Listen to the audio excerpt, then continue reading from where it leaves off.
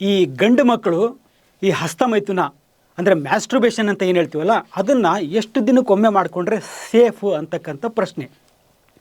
ಇದು ಆಲ್ಮೋಸ್ಟ್ ಪ್ರತಿಯೊಬ್ಬರಲ್ಲಿ ಇರ್ತಕ್ಕಂಥ ಪ್ರಶ್ನೆ. ಯಾಕಂತಂದರೆ ಒಂಥರ ಕಾಂಟ್ರವರ್ಸಿ ಇದೆ ಇದು. ಕೆಲವು ಥರ ಹೇಳ್ತಾ ಹೋಗ್ತಾರೆ.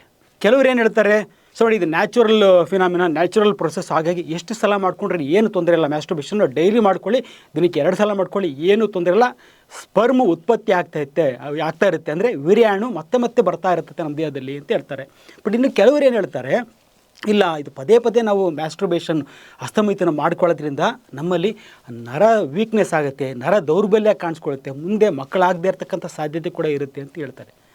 ಸರಿ, ಇವುಗಳಲ್ಲಿ ಯಾವುದು ಸತ್ಯ ಅಂತಕ್ಕಂಥದ್ದನ್ನು ಒಂದು ಸಿಂಪಲ್ಲಾಗಿ ನಿಮಗೆ ಈಸಿಯಾಗಿ ಅರ್ಥ ಆಗೋ ರೀತಿಯಲ್ಲಿ ಹೇಳ್ಕೊಡ್ತೀನಿ. ನಾನು ಹೇಳ್ತಕ್ಕಂಥದ್ದು ವೈಜ್ಞಾನಿಕವಾದ ಒಂದು ಮಾಹಿತಿ, ಸೊ ವೈಜ್ಞಾನಿಕ ಸತ್ಯ.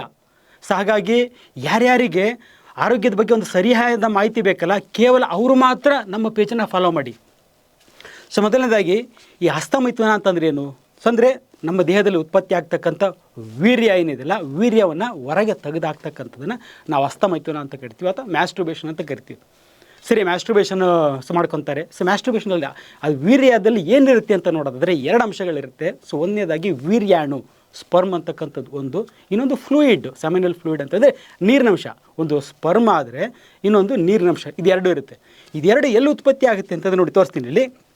ಇಲ್ಲಿ ಟೆಸ್ಟಿಕಲ್ಸ್, ಈ ಟೆಸ್ಟಿಕಲ್ಸ್ ಏನಿದೆಯಲ್ಲ ಇದು ಬೀಜ, ಈ ಪಾರ್ಟಲ್ಲಿ ಇಲ್ಲಿ ಸ್ಪರ್ಮ್ಸ್ ಉತ್ಪತ್ತಿ ಆಗುತ್ತೆ, ಅಂದರೆ ವೀರ್ಯಾಣು ಉತ್ಪತ್ತಿ ಆಗ್ತಕ್ಕಂಥದ್ದು ಈ ಟೆಸ್ಟಿಕಲ್ಸಲ್ಲಿ.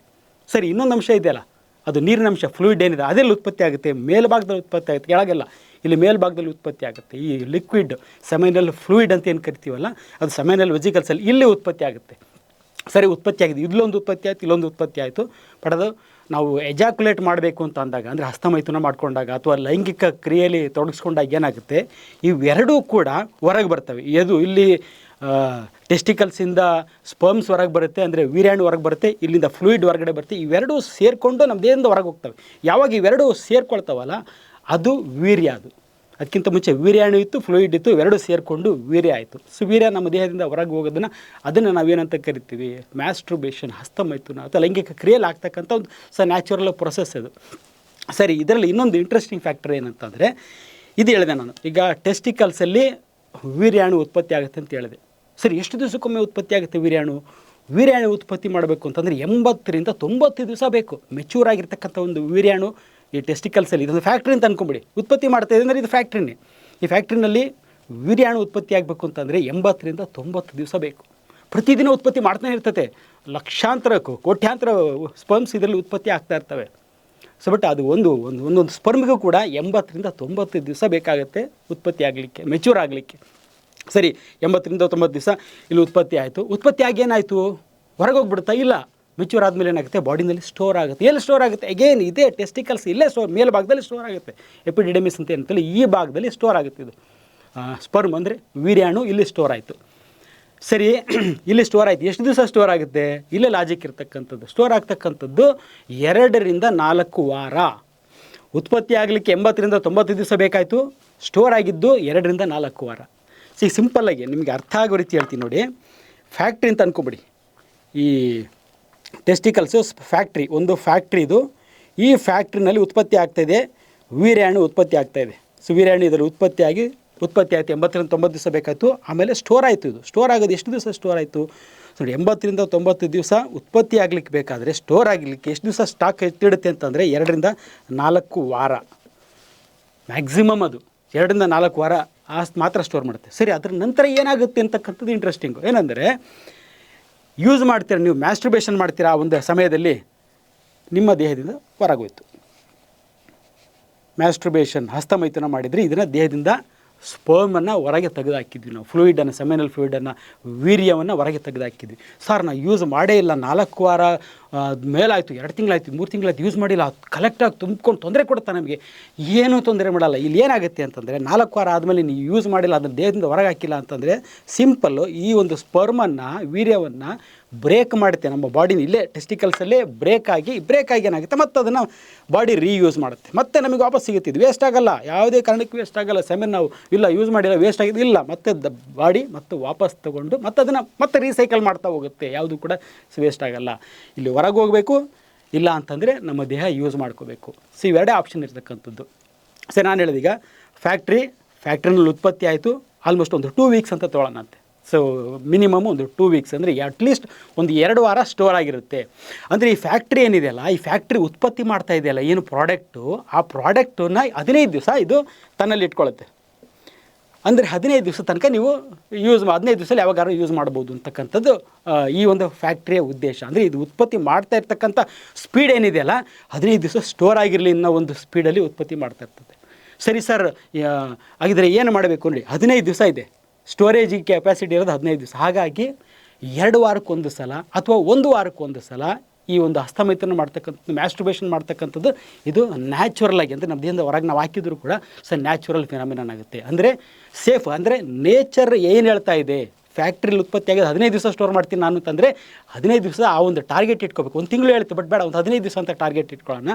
15 ದಿವಸ ಅಂತ ಅಂದರೆ 2 ವಾರಕ್ಕೊಮ್ಮೆ ಅಥವಾ ವಾರಕ್ಕೊಮ್ಮೆ, ಮ್ಯಾಕ್ಸಿಮಮ್ ವಾರಕ್ಕೊಮ್ಮೆ ನಾವು ಮ್ಯಾಸ್ಟರ್ಬೇಷನ್ ಮಾಡ್ತಕ್ಕಂಥದ್ದು, ಹಸ್ತಮೈಥುನ ಮಾಡ್ತಕ್ಕಂಥದ್ದು ಇಟ್ಸ್ ಸೈಂಟಿಫಿಕಲಿ ಸೇಫ್, ಏನೂ ತೊಂದರೆ ಆಗೋಲ್ಲ.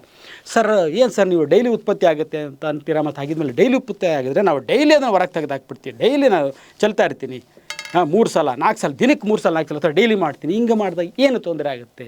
ಸಿಂಪಲ್ ಲಾಜಿಕ್ ಇದೆ, ಕಾಮನ್ ಸೆನ್ಸ್ ಯೂಸ್ ಮಾಡೋಣ. ನೋಡಿ, ಬುಕ್ಕಲ್ಲೂ ಕೂಡ ಇದು ಹೇಳೋದಿಲ್ಲ, ಬಟ್ ಕಾಮನ್ ಸೆನ್ಸ್ ನಾವು ಯೂಸ್ ಮಾಡೋಣ. ಏನಂದರೆ ಫ್ಯಾಕ್ಟ್ರಿ ಉತ್ಪತ್ತಿ ಮಾಡ್ತಾ ಇದೆ, 15 ದಿವಸ ಸ್ಟೋರ್ ಆಗೋ ಒಂದು ರೂಪದಲ್ಲಿ ಉತ್ಪತ್ತಿ ಮಾಡ್ತಾ ಇದೆ. ಅಂದರೆ ಫ್ಯಾಕ್ಟ್ರಿ ಕೆಪಾಸಿಟಿ ಇರ್ತಕ್ಕಂಥದ್ದು ಅಷ್ಟು.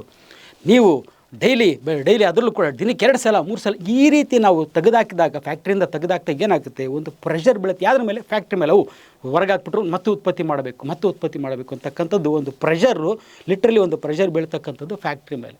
ಸೊ ಫ್ಯಾಕ್ಟ್ರಿ ಮೇಲೆ ಪ್ರೆಷರ್ ಬಿದ್ದಾಗ ಏನಾಗುತ್ತೆ, ಫ್ಯಾಕ್ಟ್ರಿಲಿ ಇರ್ತಕ್ಕಂಥದ್ದು ಒಂದು ವರ್ಕರ್ಸ್ ಮೇಲೆ ಪ್ರೆಷರ್ ಬೀಳ್ತದೆ. ವರ್ಕರ್ಸ್ ಮೇಲೆ ಪ್ರೆಷರ್ ಬಿದ್ದಾಗ, ಇಲ್ಲ ಇವತ್ತು ಇಷ್ಟೊಂದು ಉತ್ಪತ್ತಿ ಮಾಡಬೇಕು ಅಂತ ನಾವು ಯಾರು ವರ್ಕರಿಗೆ, ಈಗ ಅವನು ಡೈಲಿ ಏನು ಕೆಲಸ ಮಾಡ್ತಾನೆ ಅದ್ರ ಡಬಲ್ ಕೆಲಸ ಕೊಟ್ಟಾಗ ಏನಾಗುತ್ತೆ, ಆ ವ್ಯಕ್ತಿ ಏನು ಮಾಡ್ತಾನೆ, ಕ್ವಾಲಿಟಿ ಆಫ್ ವರ್ಕ್ ಹಾಳಾಗುತ್ತೆ, ಸರಿ ಮಾಡಲ್ಲ, ಅರ್ಧಂಬರ್ಧ ಹೇಗೆ ಕಾಟಾಚಾರಕ್ಕೆ ಮಾಡತಕ್ಕಂಥ ಕೆಲಸ ಮಾಡ್ತಾರೆ. ಅದರ ಜೊತೆಗೆ ಇನ್ನೊಂದು ಏನಂತಂದರೆ, ಬೇಗ ಏನು ಲೈಫ್ ಲಾಂಗ್ ನಿಮ್ಮ ಜೊತೆ ಕೆಲಸ ಮಾಡಲ್ಲ, ಸ್ವಲ್ಪ ದಿವಸ ಮಾಡಿಬಿಟ್ಟೆ ಆಗಲ್ಲ ನಿಮ್ಮ ಜೊತೆಗೆ ಅಂತ ಹೇಳ್ಬಿಟ್ಟು ಕೆಲಸ ನಿಲ್ಲಿಸ್ತಕ್ಕಂಥ ಒಂದು ಸಾಧ್ಯತೆ ಇರ್ತದೆ. ನಾನು ಫ್ಯಾಕ್ಟ್ರಿ ವಿಷಯದಲ್ಲಿ ಹೇಳ್ತಾ ಇರೋದು.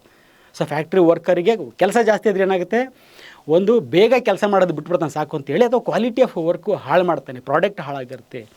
ಹಾಗೆ ಇಲ್ಲಿ ಏನಂತಂದರೆ ಟೆಸ್ಟಿಕಲ್, ಇದು ವೀರ್ಯವನ್ನು ಉತ್ಪತ್ತಿ ಮಾಡ್ತಾ ಇರ್ತಕ್ಕಂಥದ್ದು, ವೀರ್ಯವನ್ನು ಉತ್ಪತ್ತಿ ಮಾಡ್ತಕ್ಕಂಥ ಒಂದು ಟೆಸ್ಟಿಕಲ್ ಏನಿದೆಯಲ್ಲ, ಇದ್ರ ಮೇಲೆ ಯಾವಾಗ ಒತ್ತಡ ಜಾಸ್ತಿ ಬೀಳುತ್ತೆ, ಜಾಸ್ತಿ ಸ್ಪರ್ಮನ್ನು ಉತ್ಪತ್ತಿ ಮಾಡಬೇಕು ಅನ್ನೋ ಒಂದು ಒತ್ತಡ ಯಾವಾಗ ಬೀಳುತ್ತದಲ್ಲ, ಆವಾಗ ಇದ್ರ ಮೇಲೆ ಸ್ಟ್ರೆಸ್ ಜಾಸ್ತಿ ಆಗುತ್ತೆ. ಸರ್, ಇದ್ರ ಮೇಲೆ ಸ್ಟ್ರೆಸ್ ಜಾಸ್ತಿ ಆಗೋದ್ರಿಂದ ಏನಾಯಿತು, ಇದು ಉತ್ಪತ್ತಿ ಮಾಡ್ತಿರ್ತಕ್ಕಂಥದ್ದೇನು ಸ್ಪರ್ಮ ಕ್ವಾಲಿಟಿ ಹಾಳಾಗುತ್ತೆ.